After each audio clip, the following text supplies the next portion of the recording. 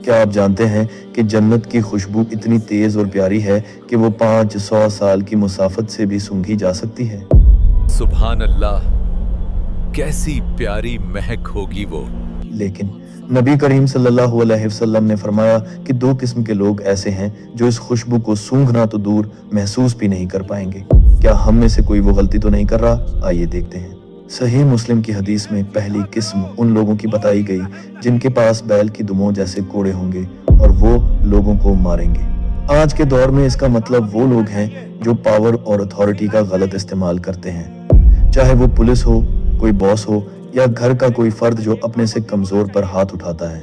और दूसरी किस्म वो औरतें जो कपड़े पहनकर भी नंगी होंगी, जो खुद बुराई की तरफ माइल होंगी और दूसरों को माइल करेंगी।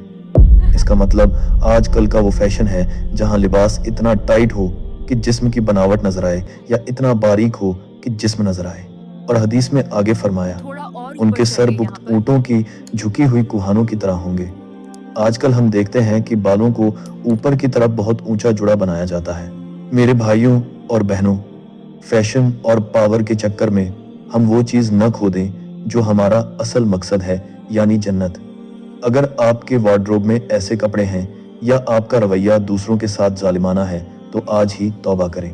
ऐसी ही जानकारी के लिए इस वीडियो को लाइक करें, शेयर करें और चैनल को जरूर सब्सक्राइब करें। फी अमानिल्लाह। या अल्लाह, मेरी नादानी को माफ फरमा दे, मैं तौबा करता हूँ।